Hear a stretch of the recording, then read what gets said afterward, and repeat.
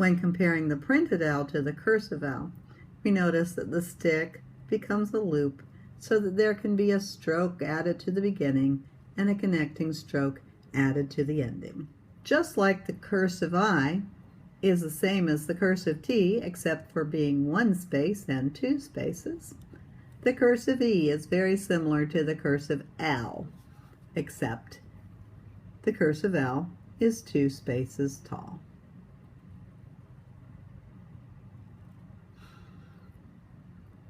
So when we make the cursive L, we do those same strokes again. We have undercurve,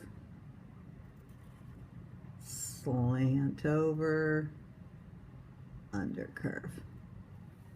Again, it's just undercurve, a small curve to the left, straight back down in the slant, undercurve. When making a lowercase L, do begin at the baseline, go up and touch the headline, make sure it touches. Do not make the loop too big, keep the back nice and straight, and stop with your undercurve between the midline and the baseline. Don't make your loop too big, don't go above the headline or below the baseline.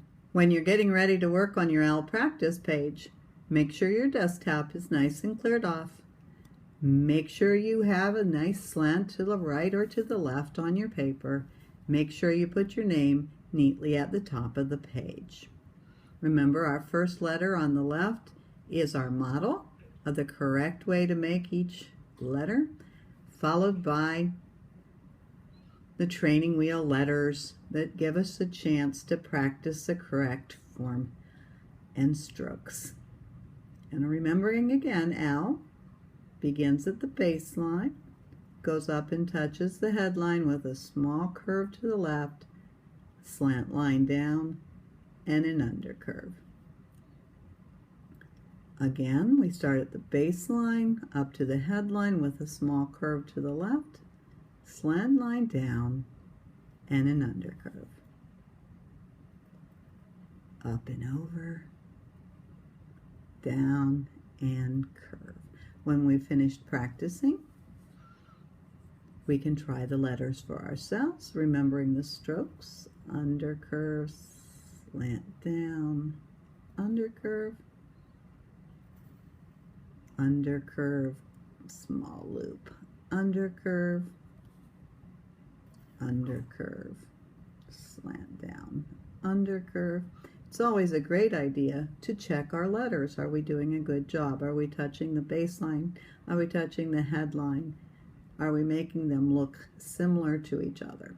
I can notice this one that I might want to erase it and try again because I missed the baseline.